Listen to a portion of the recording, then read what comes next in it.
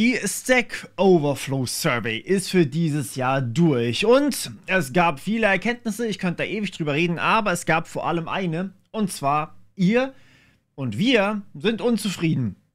Genau genommen 80% der Softwareentwickler sind unzufrieden und ITler generell sind da zwar noch nicht drin, aber ich glaube, bei den Admins sieht das nicht besser aus.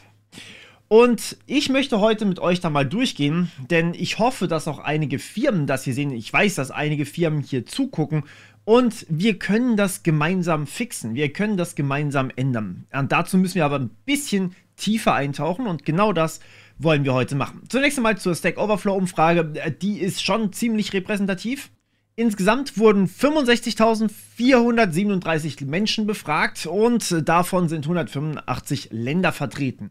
Das sind schon viele, aber also die zweitmeisten sind tatsächlich aus Deutschland gewesen. 8,5% waren es, glaube ich, ungefähr, oder umgerechnet, ich habe es hier umgerechnet für euch, ungefähr 5.500 Softwareentwickler und ITler aus Deutschland wurden befragt. Und ein Fun Fact ist an der Stelle, 62% aller Entwickler arbeiten mit JavaScript im letzten Jahr. Das ist unfassbar viel und gibt so einen kleinen Einblick, wo die Reise hingehen wird. Aber es liegt nicht unbedingt am Tech-Stack, weswegen wir unglücklich sind. Nicht direkt zumindest. Das mit den 80%, das liest man hauptsächlich in Überschriften. Das fasst das ungefähr und grob zusammen. Genau genommen wurde aber eigentlich bei Stack Overflow unterschieden in 3 Varianten. Es gab nicht nur unzufrieden oder zufrieden. Es gab not happy at work, also wirklich, die hassen ihren Job, so die sind echt unzufrieden, wollen eigentlich raus. 20% sind glücklich in ihrem Job und der Großteil, also fast die Hälfte aller Entwickler, sind complacent at work. So, und ich habe mich ein bisschen schwer getan tatsächlich mit der Übersetzung von complacent at work, weil ich den Begriff so als selbstgefällig übersetzen würde. Ich glaube, das heißt es auch offiziell, ich habe nachgeguckt. Aber selbstgefällig bedeutet in dem Fall eher sowas wie, Survival Mode. Das heißt, der Status Quo ist eigentlich okay für mich oder ist annehmbar für mich, aber ich werde einen Teufel tun, motiviert bei der Arbeit zu sein und irgendwas extra zu machen. So, und die sind also trotzdem auch unzufrieden. Das fasst ungefähr diese Studie zusammen. Also es geht im Endeffekt um die Entwickler, die nicht glücklich bei der Arbeit sind, beziehungsweise die complacent sind, so ein bisschen den Beamtenmodus fahren. Um es jetzt mal plakativ zu sagen, ne? Und das hat verschiedenste Gründe, die wir gleich noch ein bisschen genauer beleuchten wollen. Die sind nicht nur auf den Tech-Stack, aber auch nicht nur im bürokratischen Bereich verortenbar, aber auch natürlich. Wir wollen da gleich ein bisschen genauer drauf eingehen. Bevor wir aber richtig da reingehen, es gibt natürlich auch Firmen, es gibt natürlich auch Möglichkeiten zu arbeiten, die uns glücklich machen. Das sehen wir an den 20% der Entwicklern. Aber ich möchte eigentlich, dass das mehr sind. Viel, viel mehr sogar. Und natürlich gibt es auch Firmen, die versuchen, Dinge zu ändern. Und natürlich gibt es auch Menschen, die versuchen, Dinge zu ändern. Vor allem ihr. Und dann eben die Dinge, die uns nerven, die rauszuwerfen und uns die machen lassen, die wir eigentlich auch wirklich machen wollen. Also das, was uns Spaß macht. Und dafür darf ich euch heute nochmal einen ganz besonderen Partner vorstellen. Morpheus, veranstalte gemeinsam mit Audi nochmal 2 Tage Coding Challenges. Dazu bin ich wieder als Teil des Audi-Teams online und vor Ort auf dem Formula Student, diesmal Formula Student Germany. Das gibt es nämlich auch. Und das ist ein Event am Hockenheimring, das schon nächste Woche stattfindet, am 14. und 15. August. Hier entwickeln Studenten neue Formelfahrzeuge, mit denen sie dann tatsächlich in verschiedenen Disziplinen gegeneinander antreten und gegeneinander wirklich fahren. Audi sucht dort aktiv Nachwuchs, der sich für die Digitalisierung und Software in Fahrzeugen und bei Audi-Werken interessiert. Und ja, ein Auto ist einfach mittlerweile ein riesiges Softwareprojekt. Also solltet ihr Interesse haben, könnt ihr super gerne dort auch vorbeischauen. Wie gesagt, ich bin den ganzen Tag dort, beziehungsweise beide Tage dort. Alle Infos findet ihr zu dem Event in der Beschreibung. Und falls das nicht geht, gibt es natürlich hier auf dem Kanal wieder jeden Tag einen Livestream, wo ihr selbst die Challenges machen könnt, die auch die Leute vor Ort bekommen. Schafft ihr die Challenges, habt ihr wieder direkt die Möglichkeit, euch vor Ort und auch online als Interessent bei Audi anzumelden und könnt damit auch schon bald vielleicht an der Zukunft des Automobils mitentwickeln. Ich bin sehr, sehr gespannt, was ihr sagt und was ihr genau da schafft und was nicht.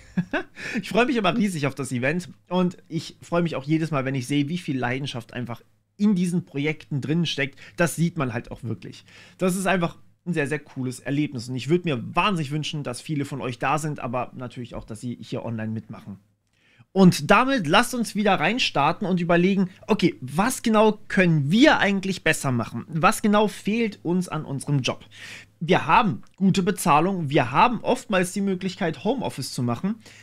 Trotzdem sind eben 80% zumindest nicht happy bei der Arbeit, zumindest nicht motiviert. Und deswegen schauen wir uns mal die Gründe an für die Frustration, aber auch, was vielleicht gut läuft. Denn das sind auch wichtige Indikatoren. Und hier ein ganz kurzer Disclaimer, AI-Tools sind es nicht. Manche behaupten, dass die Entwickler jetzt Angst hätten, dass sie von AI ersetzt werden. Nee, also 70% der Entwickler sagen direkt nein, 20% sagen dann nochmal wahrscheinlich nicht. Und nur 12,1% sagen, ja, ich habe durchaus Angst, dass ein Tool, ein AI-Tool mich bei der Arbeit bedroht.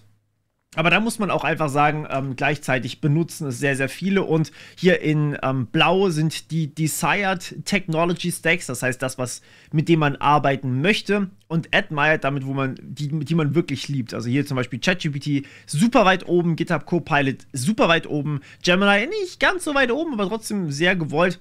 Und dann auch sowas wie Visual Studio IntelliCode. Bing ist nicht ganz so zufrieden, aber grundsätzlich, die Tools sind sehr beliebt.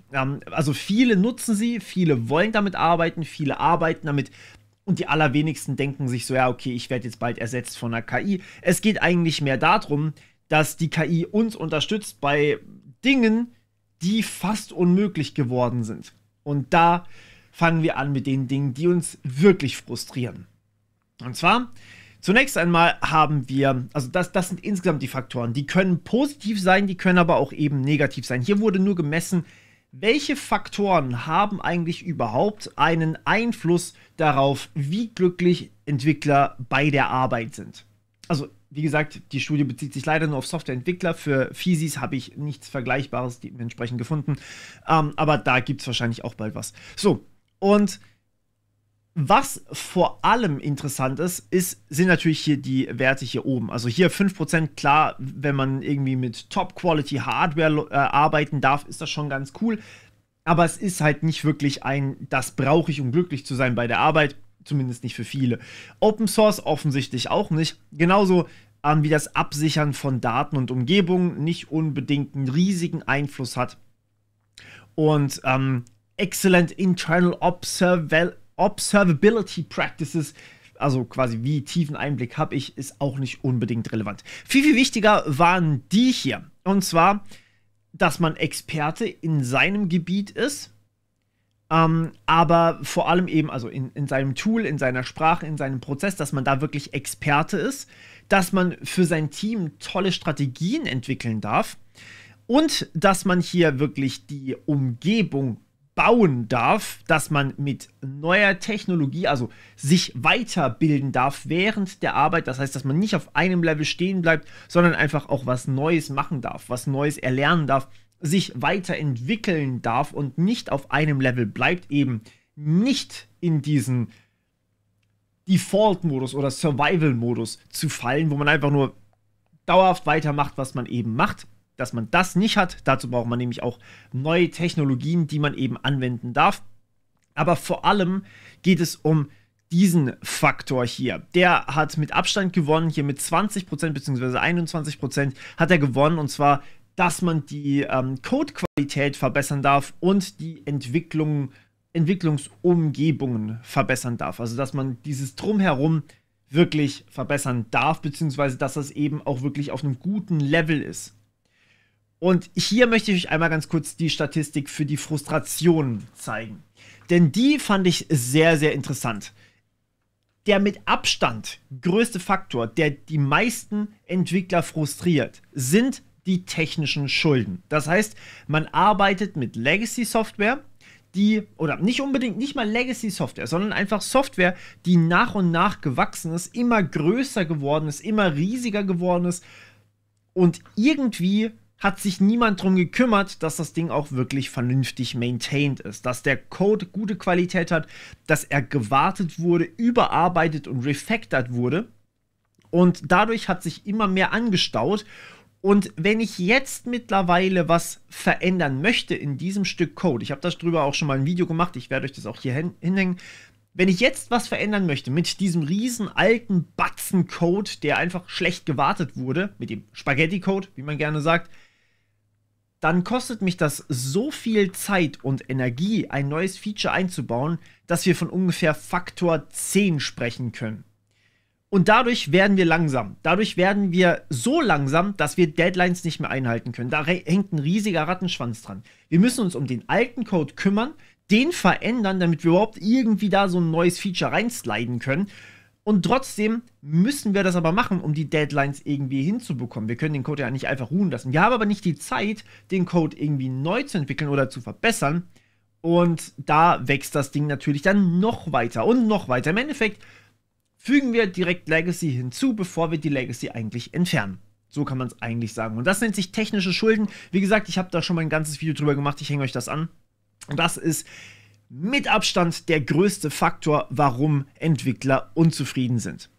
Gleichzeitig aber auch, hier wurde es ein bisschen abgeschnitten, ich habe die Bilder direkt von der Survey runtergeladen, nicht wundern hier, die wurden einfach von denen abgeschnitten.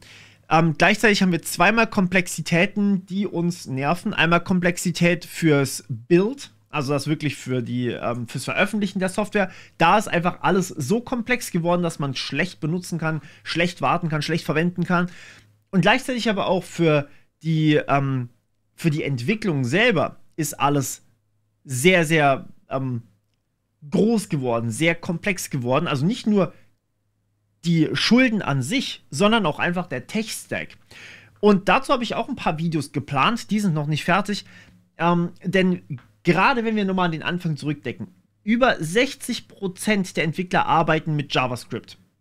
Und wenn ihr euch mal sowas anguckt wie Angular, React, all diese JavaScript-Frameworks, die sind so fett und aufgeblasen geworden, wir wollen damit einfach nur eine Website erstellen. Wir erstellen damit kein ultra komplexes Megaprojekt wie, keine Ahnung, eine vollständige Infrastruktur mit allem, was da dran hängt, sondern wir haben ursprünglich mal Websites entwickelt, die wirklich für sich gestanden haben. Mittlerweile packen wir die aber alle in so ein Ding rein. Wie gesagt, das ist ein eigenes Thema. Websites sind sehr, sehr komplex geworden, aber die Frameworks an sich, also Angular und React, sind schon so komplex, dass das einfach sehr viel Frustration verursacht, wie wir hier auch sehen können. Also es geht zumindest einfacher, das will ich damit sagen. Klar, wie gesagt, Websites sind durchaus sehr komplex geworden. Genau, das einmal hier dazu gesagt. Dann haben wir hier tatsächlich einmal auch die Verfügbarkeit bzw. die Tools, Systeme und so weiter, mit denen wir eben arbeiten müssen. Die sind einfach unzuverlässig geworden, weil die dasselbe Problem haben. Also die sind auch so komplex geworden, dass sie eben durch die ganzen technischen Schulden sehr, sehr viele Abstürze haben, sehr, sehr viele Bugs haben. Und naja, wenn wir mit Software arbeiten müssen, die sehr, sehr viele Bugs hat, dann fühlt sich das einfach nicht gut an. Und dann haben wir hier aber auch noch solche Sachen wie Tracking My Work, Patching, Updating Core Components und Showing My Contributions. Das sind solche Themen, die eigentlich mit einem bürokratischen und administrativen Aufwand zu tun haben, die wir eigentlich in dem Sinne nicht unbedingt bräuchten. Oder wir brauchen sie schon, aber es nimmt ein bisschen Überhand. Und gleichzeitig auch die Menge an Tools, an Tech-Stack eben, den wir verwenden, ist einfach so riesig geworden. Ja, also grundsätzlich kann man sagen, es ist eher das Drumherum. Es ist nicht die Softwareentwicklung selber, die bei uns für Frustration sorgt, sondern das Drumherum. Wir haben sehr, sehr schlecht gewartete alte Kack-Software. Wir müssen mit einem ultrakomplexen Software-Tech-Stack arbeiten, der einfach sich so schnell ändert. Also ich meine, ne, Angular, React kriegen ja auch ständig neue Updates. Da hinten dran zu bleiben, braucht auch noch mal so unfassbar viel Zeit. Einfach nur dieses eine Framework, da kommt man gar nicht hinterher. Und dann gleichzeitig haben natürlich unsere Zulieferer auch genau diese Probleme und dadurch schmiert ständig alles ab. Und wir dürfen meistens dann den Support im Team liefern, wenn irgendjemand Fragen hat. Und gleichzeitig beschweren sich irgendwie alle, das kriege ich zumindest immer mit, also beschweren sich sozusagen extern immer alle bei den IT-Lern, dass ja deren Software nie funktionieren würde, obwohl sie ja so gut bezahlt werden. Ja, aber dass es halt einfach nicht reicht, das kommt einfach nicht an. Man braucht mehr Entwickler, man braucht eben mehr Leute, die diese ganzen technischen Schulden, die sich über Jahre angestaubt haben, aufarbeiten kann. So, Und genau das sehen wir auch hier. Es geht nicht ums Coden. Aus unserem Umfeld heraus können wir sagen, dass etwa 90%, knapp 90%, 88% der Leute codet einfach außerhalb ihrer Arbeitszeit freiwillig weiter. Im Hobby, die meisten, aber auch, weil sie sich selbst was Neues beibringen wollen, damit sie sich herausfordern können, damit sie einfach auf dem Markt cool bleiben oder auch einfach, weil sie Spaß dran haben. Sie contributen an Open-Source-Projekte, sie arbeiten nochmal zusätzlich als Freelancer oder sie bauen sich selbst ein Business auf. Nur 11,9% coden wirklich nur für die Arbeit und dann war's das. Das ist die absolute Minderheit.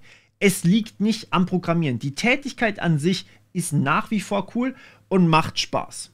So, ich habe das jetzt nochmal versucht zusammenzufassen. All das, was wir hier gerade gehört haben aus den Statistiken, sodass wir eine wirklich schöne, übrigens auch teilbare Übersicht haben, die ihr gerne auch als, man kann bei YouTube diese Shorts bauen aus einem Longform-Video, das könnt ihr sehr, sehr gerne hier machen.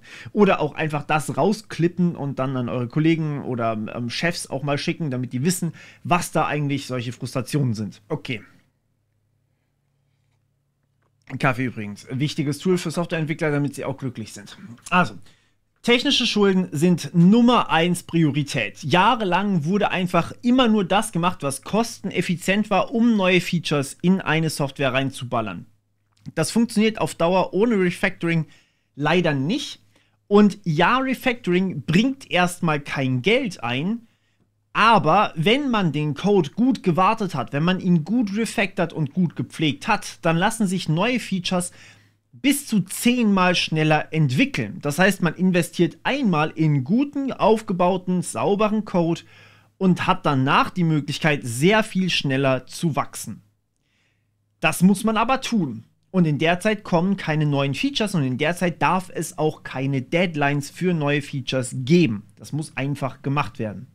Gleichzeitig wurde aber die Software so komplex und ist so sehr und so schlimm gewachsen, dass man sie kaum noch irgendwie verändern kann, beziehungsweise dass man sie kaum noch irgendwie verstehen kann. Ein Entwickler kann den gesamten Code nicht mehr überblicken, auf gar keinen Fall. Der kennt nur die Komponenten, mit denen er selber zu tun hat. So komplex sind Systeme geworden und das macht es sehr, sehr schwer, damit zu arbeiten. Denn wenn ich irgendwelche Klassen verwenden muss, die ich in meinem Leben noch nie gesehen habe, die aber wirklich nur für unser Unternehmen sind, ist anstrengend, ist nicht cool. Und da braucht man einfach mehr Zeit für. Hier würde es helfen, da kommen wir gleich noch dazu, wenn man die Software weniger komplex machen würde. Dazu kommt auch die Zulieferer mit ihrer Software, mit ihren Tools, und wir benutzen immer mehr Tools, auch die sind davon betroffen. Auch die haben technische Schulden, die sich jahrelang angestaubt haben. Ich sag hier nur mal Microsoft und Windows, da ist das Ganze besonders bemerkbar. Und da sehen wir so schlimme Sachen, auch gerade was die Sicherheit angeht. Ihr habt dieses Meme hier oder dieses XKCD schon ein paar Mal bei mir gesehen. Genau das trifft das eigentlich. Alle moderne Infrastruktur hängt eigentlich an immer ein oder ein paar Projekten, die irgendjemand maintaint, ohne auch nur bekannt zu sein. Man weiß nicht mal, was da alles dranhängt.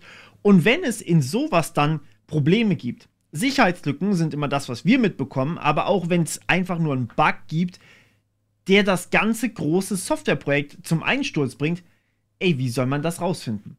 Und auch das sind Softwareprojekte, auch die sind komplex geworden und auch die müssen eigentlich maintained werden. Und das macht einfach keinen Spaß. Und genau da kommen wir dann auch auf die Bürokratie mal zum Sprechen. Ich habe das schon mal vorgerechnet, wir sind gar nicht mehr so viel eigentlich wirklich am entwickeln. Wir haben sehr, sehr viele administrative Aufgaben, Time-Tracking, Aufgabenverwaltung, Doku schreiben, all dieses drumherum. Dazu kommen noch diese ganzen Meetings und glaubt mir, ich weiß, wovon ich spreche.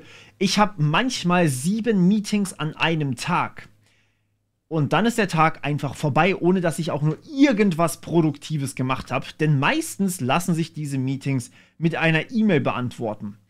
Aber trotzdem brauchen irgendwie sehr viele Menschen Meetings. Und ja, da muss ich auch noch ein separates Video dazu machen. Dazu kommen noch die Deadlines, die einfach bleiben und da sind und trotzdem immer näher rücken und trotzdem bekommen wir 7 Meetings an einem Tag in einen einzigen Tag reingeballert und sollen dann trotzdem noch irgendwann mal unsere Deadline hinbekommen. Dass wir die dann nicht schaffen, ist offensichtlich. Und die Leute, die, naja, noch versuchen, die Deadlines wirklich einzuhalten, die haben dann irgendwann ein Burnout. Und dann gibt es die anderen, denen ist es halt eigentlich mittlerweile völlig egal geworden. Und deswegen halten wir keine Deadlines mehr ein. Und dann kommen wir natürlich noch zu dem Drumherum. Ja, da müssen wir auch drüber reden. Das ist in der Umfrage nur so leicht erfasst worden, aber das ist jetzt das, was ich eher von euch mitgenommen habe. Und zwar, wir haben einfach sehr, sehr unsichere Jobs in letzter Zeit bekommen, wenn man mal sich anguckt, wie mit Softwareentwicklern umgegangen wird. Unity, SAP, Microsoft und noch Zehntausende andere werfen Softwareentwickler raus, anstatt neue einzustellen, weil sie Geld einsparen wollen, um beispielsweise KI zu trainieren. Und natürlich verstehe ich, dass man einfach Ressourcen anderweitig auch braucht, aber die Software entwickelt sich dann halt nicht weiter. Und wir können davon ausgehen, dass die Leute, die dann da übrig sind, den ganzen Kram selber machen müssen. Den ganzen Maintenance-Kram, den ganzen technische Schuldenkram und natürlich gleichzeitig noch neue Features einarbeiten sollen. Und dazu kommt auch noch, wir arbeiten notorisch ungesund. Ich sitze gerade, ihr sitzt wahrscheinlich auch gerade, während der Arbeit sitzt ihr wahrscheinlich und insgesamt ist das sehr ungesund. Wenn wir, sagen wir mal, irgendeinen körperlichen Beruf hätten, dann würden wir uns wenigstens da bewegen. Wir müssen uns in der Freizeit bewegen, um den Stress tatsächlich abzubauen. Das ist super, super wichtig. Dadurch haben wir aber natürlich auch weniger Zeit für andere Hobbys. Und Coden ist nun mal ein Hobby. Man kann natürlich auch andere Hobbys haben, bei denen man steht, bei denen man Sport macht. Das gibt es durchaus. Trotzdem ist das aber auch gleichzeitig noch ein Painpoint, denn meine Hobbys sind auch zu einem Großteil im Sitzen. Und da müssen wir dann einfach auch für uns gucken, wie wir damit umgehen. Und das letzte hat gefehlt, glaube ich. Bei der Umfrage zumindest habe ich es nicht direkt gefunden. Aber was mir aufgefallen ist, irgendwie sind Entwickler in letzter Zeit verhältnismäßig häufig am Präsentationen halten, an Konferenzen geben, an Konferenzen beiwohnen. Wann genau wurde eigentlich der Kellerinformatiker zu einer Rampensau für die Bühne? Das frage ich mich. Ich sitze hier jetzt auch mittlerweile mit einer Kamera, obwohl ich das nie so geplant hatte und werde auf Konferenzen eingeladen, auf denen ich sprechen soll. Klar, wir haben die Ahnung von den technischen Dingen, die gerade überall zum Einsatz kommen, aber vielleicht wollen das gar nicht alle. Das ist einfach auch eine Typsache und ich glaube, nicht jeder muss so sein und da muss man auch viel, viel mehr auf das Individuum eingehen. Vielleicht gibt es Menschen, die einfach nicht Vorträge halten wollen und ich weiß nicht, dann sollte man das vielleicht auch nicht unbedingt erzwingen.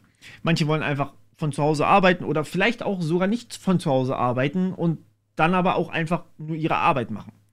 Und deswegen hier ein paar Vorschläge. Wir müssen ja nicht unbedingt immer irgendwo sein, wo wir nicht sein wollen. Wir können ja auch tatsächlich das Ganze beeinflussen. Immerhin sind wir die ITler, um die es hier gerade geht. Und wir haben unsere Zufriedenheit im Job einfach selbst in der Hand. Und das möchte ich tatsächlich mal an euch mitgeben, denn ihr habt die Möglichkeit, da auch einfach was dran zu ändern. Wenn man einfach mal den Finger drauf legt und sagt, das gefällt mir nicht, dann kann man da manchmal auch durchaus was drehen. So, also zunächst einmal, was heißt das für uns? Klar, die technischen Schulden, die kriegen wir nicht direkt los. Aber wir können, wenn wir uns auf die produktive Arbeit konzentrieren können und dürfen, wenn wir sagen, wir wollen zum Beispiel weniger Meetings haben oder wir wollen weniger mit so administrativen Firlefanz zu tun haben, mit Bürokratie einfach weniger zu tun haben, gibt das irgendjemand anderem, lasst uns unsere Arbeit machen, dann haben wir die Möglichkeit, die auch vielleicht mal aufzuarbeiten. Und wenn wir sie nicht aufarbeiten können, dann müssen wir aber definitiv klar kommunizieren, dass wir so halt unfassbar langsam sind. Und das muss dann jedes Unternehmen für sich entscheiden, ob sie lieber sehr langsame Softwareentwickler wollen oder eben Softwareentwickler, die wirklich schnell sind und wirklich auch schnelle neue Features bringen können. Dazu muss man halt erstmal aufräumen. Das zweite ist, Software ist einfach zu komplex geworden. Wir müssen uns darum kümmern, dass Software wieder einfacher wird, dass die ganzen Systeme vielleicht mehr entkoppelt werden, modularer aufgebaut werden, sodass man sie einfach wie nur noch ein Steckkastenprinzip zusammenbauen muss und so vielleicht die Komplexität insgesamt reduzieren kann. Da gibt es Ansätze und wir wollen uns darüber noch unterhalten. Das ist dann aber natürlich ein anderes Video, beziehungsweise nicht eins, mehrere. Wir werden da ein paar Mal drüber reden müssen. Das müssen wir auf jeden Fall behandeln und im Grunde genommen das, was ich schon die ganze Zeit sage, lasst uns einfach wirklich unseren Job machen und lasst uns nicht mit Sachen aufhalten, die uns eigentlich gar keinen Spaß machen. Wenn ihr gerne auf Bühnen steht oder gerne Vorträge haltet, gerne auf Konferenzen geht, dann ist das völlig fein für euch. Aber wenn ihr das nicht wollt, dann solltet ihr euch dagegen auch wehren, falls ihr dazu gedrängt werdet. Dann könnt ihr auch einfach sagen, ey, wir haben echt genug zu tun. Ich würde lieber was anderes machen. Gib mir lieber die Chance, mich mit einem Kurs oder einer Fortbildung, einer Online-Fortbildung, was auch immer ihr präferiert, mich weiterzubilden und dann mache ich einfach ganz normal meinen Job weiter. Oder auch das nicht unbedingt. Das dürft jeweils ihr entscheiden. Was ich aber definitiv sagen möchte ist, ihr habt das in der Hand und es geht. Es geht durchaus. 20% der Entwickler sind sehr, sehr glücklich und sehr zufrieden mit ihrem Job. Die anderen können da aber definitiv dran arbeiten. Ich habe im privaten Umfeld einige Leute, die sind sehr zufrieden, zumindest soweit ich das beurteilen kann, oder sie versuchen einfach was dran zu ändern. Und demnach, ich hoffe, es hat euch gefallen, ich hoffe, ihr nehmt das auch in die Hand und ja, lasst mir definitiv Feedback in den Kommentaren da. Ich versuche euch dabei so sehr zu unterstützen, wie ich nur irgendwie kann. Wenn ihr irgendwas braucht, wenn es ein Thema gibt, über das ihr reden wollt, dann sagt mir das. Und ja, ich freue mich auf euer Feedback, ich freue mich darauf, dass ihr dann auch wieder glücklich im Job seid. Und bis zum nächsten Mal im Cyberspace.